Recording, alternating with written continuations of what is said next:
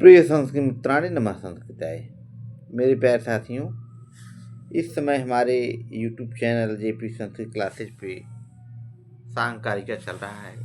प्यारे साथियों, आप लोगों को सीधा ये हमारा क्लासेज दिख रहा होगा। तो प्यारे साथियों, आज हम सांग कारिका पर एक लंबी क्लास लेने का बात सोच रहा हूँ। तो सर्वप्रथम हम आपको ये बता देना चाह रहे हैं कि सांग कारिका में 70, 72, 73 इस तरह से लंब समय कारिकाएं हैं। और हम प्रथम कारिका का वाचन शुरू करते हैं और लास्ट तक हम पहले सारी कारिकाओं का वाचन करेंगे। आप लोग हमारे चैनल पे बने रहिए।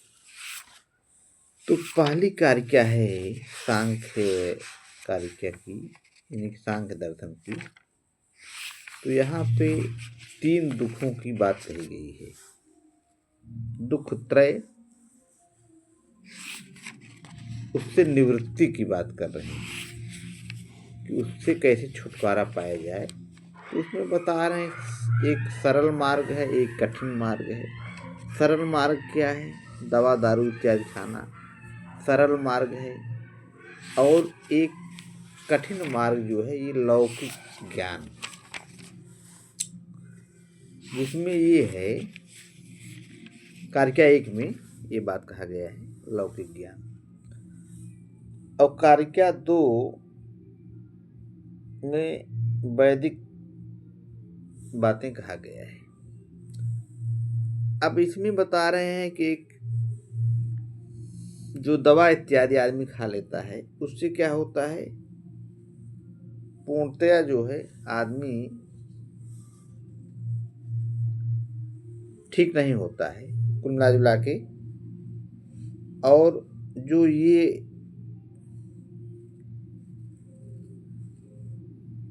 पच्चीस तत्व जो है आपकी, यानी कि प्रमेयों का ज्ञान, सीधा सीधा यही कहिए। अब प्रमेय माने जिसको जानना चाहिए। तो इन प्रमेयों का जब आदमी को ज्ञान हो जाता है, इन तत्वों का जब आदमी को ज्ञान हो जाता है, तो इससे जो है आदमी को मुक्ति मिल जाती है। यही है अपवर्ग। तो इस तरह की निवृत्ति की बात सांग कारिका में, सांग दर्शन में कही गई है। तो दुख त्रय अभिघाताज जिज्ञासा तद अपघात के हेतु दृष्टेश अपार्था चेत न एकांत अत्यंत तो अभावात। इसमें ये कह रहे हैं कि दुख त्रय, 3 दुख, ये हम कई बार बता चुके हैं। तो 3 दुखों से आदमी जब पीड़ित होता है, आध्यात्मिक, आध्यात्मिक और आध्यात्मिक, तो आदमी क्या सोचता है? जब आदमी परेशान हो जाता है तो आदमी उससे निवृत्ति चाहता है। हेतु माने कारण, तो उसका कारण ढूंढता है कैसे इससे हमको छुटकारा मिले। तो इसमें बता रहे हैं एक दृष्ट माने प्रत्यक्ष कारण एक है दवा दारू, जो सरल मार्ग है, आसानी से आदमी ठीक हो जाएगा। और एक इन 25 तत्वों का जो है ज्ञान, इससे जो है ये थोड़ा सा लंबा मार्ग है। तो इन तत्वों के ज्ञान करने में काफी समय लग जाएगा। ये चीज हो गया, ये पहली कारिका हो गई। तो कहने मतलब कि चेतना, इसमें ये कह रहे हैं कि स अपार्था चेतना, मने कहने मतलब ये है कि अगर वो ये लोग सोचें कि ये आसान मार्ग जो है दवा इत्यादि वाला, इससे हम छुटकारा मिल जाएगा और हम उससे जो 25 तत्वों का मार्ग है वो ठीक नहीं है, तो ऐसी बात नहीं है। कहने मतलब वह 25 तत्वों का ज्ञान से निवृत्ति का मार्ग वाला मार्ग जो है बढ़िया मार्ग है। उससे जो है आदमी का एकांतिक और आत्यंतिक दुख बीमारी जो हो गई है वो पूर्णतया ठीक हो जाए और दुख कभी होए ही न। एकांतिक और आत्यंतिक इस तरह की दुखों की निवृत्ति की बात इसमें 25 तत्वों वाले में कहा गया है। तो कहने मतलब सांख्य दर्शन का जो मार्ग है ये मार्ग बढ़िया मार्ग है। अब इसके बाद दूसरी कारिका हम लोग आ रहे हैं। दूसरी कारिका क्या है? दूसरी कारिका ये है कि यहाँ पे कह रहे हैं कि लौकिक के बाद यहाँ पे अब वैदिक की भी चर्चा है। वैदिक माने वेद इत्यादि कर्मकांड की बात यहाँ पे कर रहे हैं सांख्य कारिका कार। तो यहाँ पे ये कह रहे हैं कि लेकिन ये जो मार्ग है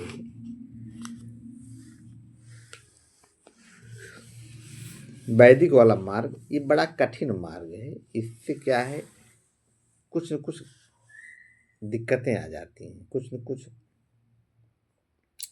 भूल हो जाता है, भूल बसात, तो इससे ज़्यादा नुकसान हो जाता है। इसलिए ये वाला मार्ग थोड़ा कठिन मार्ग है। कहन की दृष्ट आप कारिका पढ़ दे रहे हैं। दृष्ट वदानुश्रव्य स व्या अवशुद्धि क्षयाति क्षय अतिशय युक्त तद विपरीत श्रेयान व्यक्ता व्यक्त विजानात। अब यहाँ पे ये लौकिक वाला जो मार्ग है इसको श्रेयस्कर मानते हैं, क्योंकि यहाँ पे व्यक्त अव्यक्त और ज्ञ। व्यक्त कौन है? तेज तत्व। अव्यक्त कौन है? प्रकृति। ज्ञ कौन है? पुरुष। कहने मतलब ये है कि प्रकृति जो है ये अव्यक्त है और पुरुष क्या है? अब देखिए इस कारिका में पुरुष की ज्ञ रूप में चर्चा है। अब कारिका 2 खत्म, अब कारिका हम लोग 3 पे आ रहे हैं सीधा, इसमें कुछ है नहीं। कारिका 3 में ये बात कहा गया है कि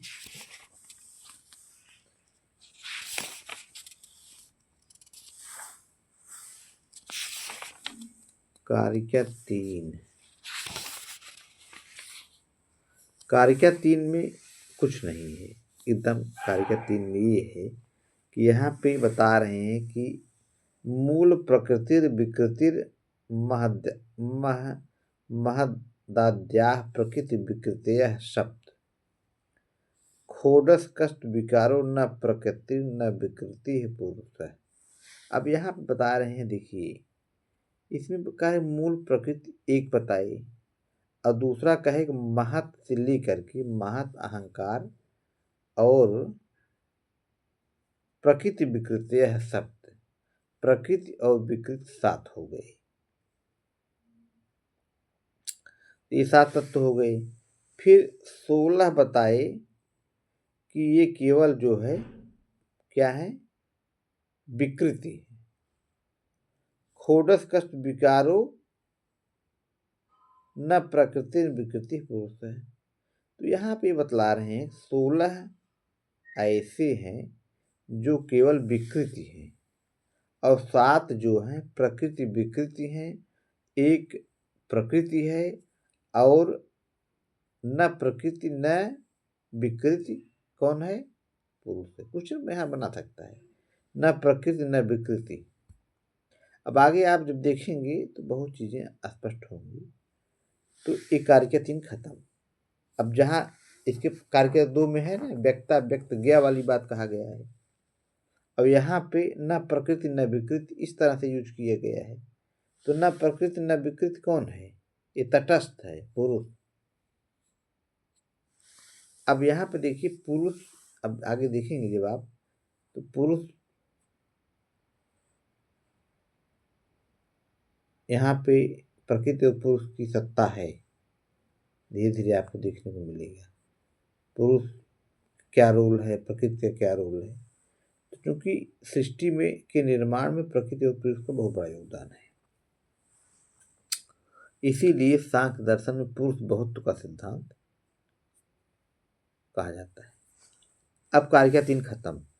इसमें केवल 25 तत्वों की चर्चा है। इसमें बताए कि एक प्रकृति है, 7 प्रकृति विकृति मिला के है, 16 केवल विकृति है यानी कार्य, और एक जो है तटस्थ है,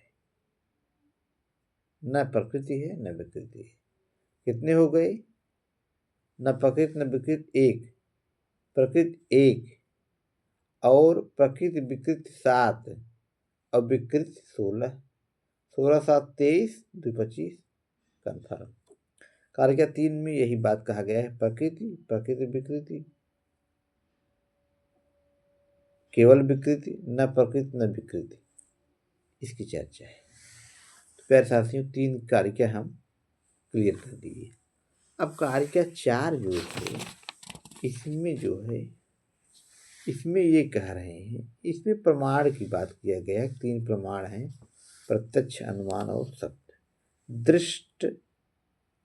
दृष्टम अनुमान आप्तवचनम च सर्व प्रमाण सिद्धत्वात् त्रिविधम प्रमाण मिष्टम प्रमेय सिद्धि प्रमाण प्रमाण प्रमाणाद्धि।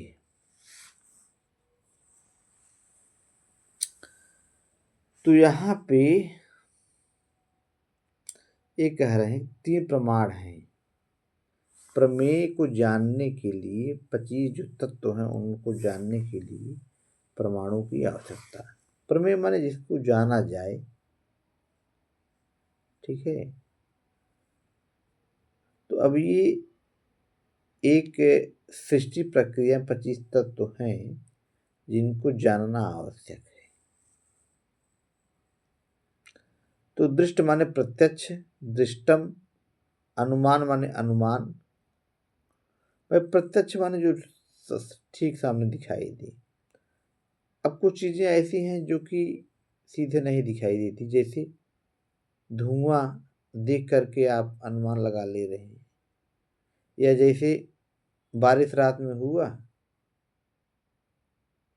अब आप सो रहे हैं, जब सुबह उठे देखे बूंदाबांदी बाहर हुआ है, तो आप अनुमान लगा ले रहे हैं कि रात में बारिश हुई होगी। इस तरह से पूर्ववत, शेषवत और सम्मानित दृष्टि 3 प्रकार के अनुमानों की भी यहाँ चर्चा है। अब यह खत्म। अब कुल मिला जुला प्रमेयों को जानने के लिए, प्रमेय माने जो जाना जाए, जिसको जानने वाली जो चीज है वही है। तो प्रमेयों की सिद्धि में प्रमाणों की जरूरत होती है। अब कारिका 5 है। कारिका 5 क्या है? कारिका 5 जो है आपका, कारिका 5 पढ़ दे रहे हैं क्योंकि इसके बाद फिर कारिका 5 थोड़ा सा पढ़ दे रहे हैं। प्रतिविषया अध्यवसायो दृष्टम त्रिविध मनुमानाख्यातम तल्लिंग लिंगी पूर्वकम आप्त श्रुतिर्वचनम तु। इसमें कह रहे हैं विषय से संबद्ध इंद्रिय पर आश्रित बुद्धि व्यापार या ज्ञान को प्रत्यक्ष प्रमाण कहते हैं। अनुमान पूर्ववत, शेषवत तथा सामान्यतो दृष्ट रूप से 3 प्रकार का कहा गया है।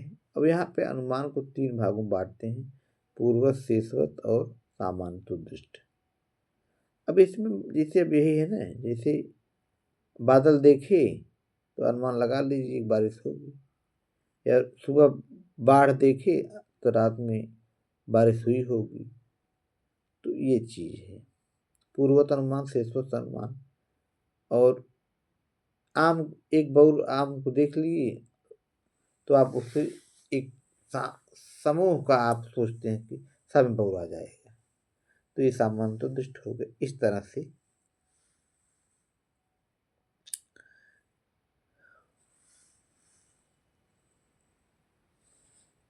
आप तो वचन माने सुनी हुई बात, तो को भी लोग प्रमाण मानते हैं। ये सब चीज़ है।